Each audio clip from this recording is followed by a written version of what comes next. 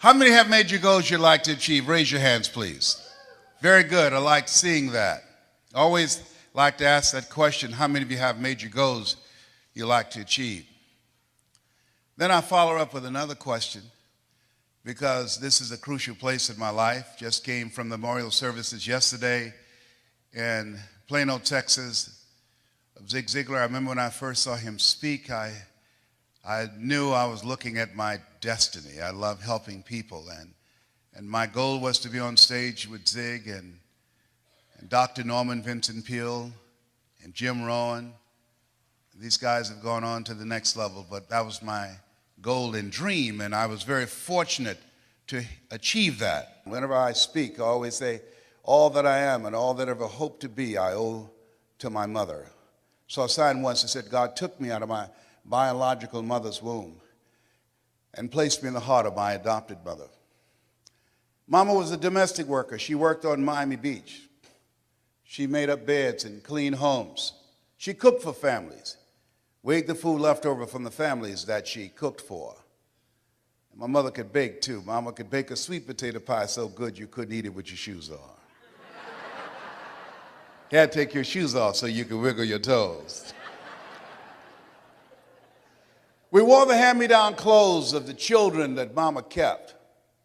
These families are kind and generous. They would say, Mamie, whatever food is left over, you can pack it up and take it home to those children that you have adopted.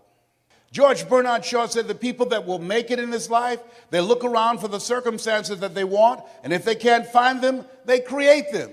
You have something special. You have greatness within you. You've experienced setbacks and disappointments like everybody else in the economy, but you're operating out of the thinking of one L.C. Robinson, who said things may happen around you and things may happen to you, but the only things that really count are the things that happen in you. You're not sitting back waiting to see what politicians will do for you. There's something in you that says, I'm not going to focus on the general economy, I'm going to focus on my personal economy. There's something in you that says the most dependable hand in the world is the one at the end of your risk. There's something in you that says always strive to get on top in life because it's the bottom that's overcrowded. You are different. You have greatness within you. I didn't do this for years. I would go in the balcony of auditoriums and watch Jim Rohn and Dr. Dennis Waitley and Zig Ziglar. And my heart would beat so fast because I love helping people. How many of you love helping people? Raise your hands. I love helping people. And my heart said, I can do that. But then when I would leave there, and as I was walking to the car, my mental conditioning began to speak. And it would say, Les Brown, you can't do that. You don't have a college education. Les Brown, you can't do that. What makes you think that you have something to say that somebody would listen to you? Les Brown, you can't do that. What makes you think that you can speak for AT&T, Procter & Gamble, McDonald's Corporation, IBM? You've never worked for a major corporation. Les Brown, you can't do that. You were adopted. You don't even know who your parents are. How many of you ever thought about something you wanted to do? You felt it in your heart, and then your mind talked you out of it. Raise your hands, please. I convinced myself that I couldn't do it. I learned something from that experience. Whenever there's an argument between your heart and your mind, follow your heart. There are things that the heart can understand and feel that the mind cannot relate to. Maybe that's why my favorite book says, lean not unto thine own understanding, and all thy ways acknowledge him, and he shall direct thy path. There are things that you feel, that you know in your heart of hearts that's not logical, it's not practical, it's not realistic, but there's something in you that says, I can do this. You've got to know your vitamin. You've got to fail your way to success. You've got to be unstoppable. You have to operate like Willie Jolly, who said a setback is a setup for a comeback. You've got to be relentless when you're building a business. You've got to be able to have courage after you face rejection and again and again and again. What I'm doing. I didn't do this for 14 years because I didn't have the courage. I was afraid of being rejected because I don't have a college education. I had a tremendous inferiority complex. And something else. In order to make this business successful, to go from a 9 to 5 to 5 until you faint, it's a different mindset. It requires a radical change. How many of you know that it's hard building a thriving residual income on a monthly basis? Raise your hands, please. Yeah. That's why most people won't say yes. It's much easier to complain about the economy. It's much easier to complain about our elected officials. It's much easier to talk about the recession. That's much easier. To come up with excuses and why you can't do it. That's where I was. That's where I set up station for a long time. My mentor said something to me, Mike Williams. I want you to write this down. He said, anybody can complain. He said, if you do what is easy, that's complaining. If you do what is easy, your life will be hard. But if you do what is hard, your life will be easy. I think about Mr. Washington. Young man, yes, sir. What do you want to do with your life? I want to buy my mother a home, sir. I want to take care of my mother. You do? Yes, sir. I want to make my mother proud. How can you say you want to make your mother proud and you were in the dean's office the other day for fighting? Sir, they call me DT, the dumb twin. So you're going to fight them? Yes, sir. Why, Brown? Why? Anger is the wind that blows out the lamp of the mind. How do I get even, sir? Tell me. They pick on me all the time because it takes me longer to learn things than others. I'm not like my sister at the University of Miami. I'm not like my brother. They always compare me to him. Mr. Brown, you want to get even? Yes, sir. He said, you have a good memory, young man. Yes, sir, I do. Yes, I do, sir. Remember these words by Frank Sinatra. The best revenge is massive success.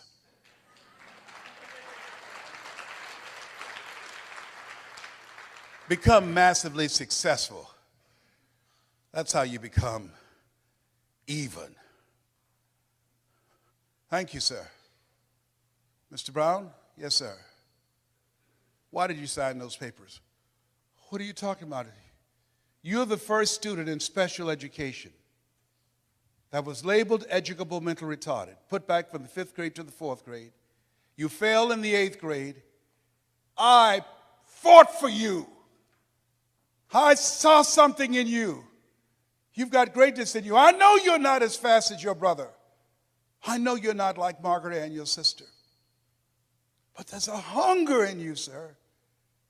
And I fought for you to get that, and I saw your name. I couldn't believe it when you signed it to somebody else. Why did you do that? Several teachers met with me and said that you wouldn't be with me at Florida A&M University to help me. Mr. Washington, they said if I didn't make the honor roll at Booker T. Washington High School, I would not make it at Florida A&M. You've been like a father to me. I never would want to bring embarrassment to your name. Mr. Brown, I know it's harder for you. But once you learn something because of your hunger, you got it. You master it. He said, I don't care what they said. But did you believe that you could go there and graduate? To be honest with you, sir, no, sir. Not without you, sir. Mr. Brown? Yes, sir. Listen to me. Yes, sir. Sometimes you have to believe in somebody's belief in you until your belief kicks in. Sometimes you have to believe in somebody's belief in you until your belief kicks in. Whoever recruited you to become involved in their organization, they saw something in you. Whoever asked you to be a part of their team. They saw greatness in you. See, you need people in your life who can see things that you can't see. You want to find whoever got you in the business and say to them, thank you. Let us say together, it's necessary to detoxify your life. Ladies and gentlemen, how many of you are serious about reaching your goals? Raise your hands, please. Very good. Jim Rohn asked this question. Look at the people in your life and ask the question, what is this relationship doing to me? See, in order for you to go to the next level, there are some people you need to let go. Let us say together, let go, or be dragged. There are some people, because of their negativity, they're emotional vampires. They will drain you. You want to be around people that you can learn from, that you can grow from. Dr. Dennis Kimball out of Atlanta said, if you're the smartest one in your group, you need to get a new group.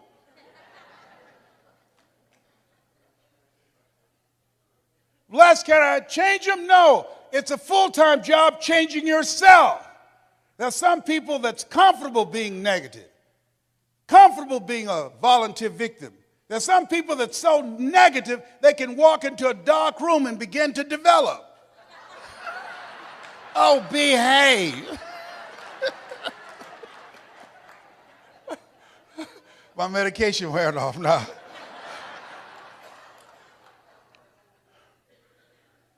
When you're talking about earning more money, you got to be serious. One sickness can wipe out a fortune.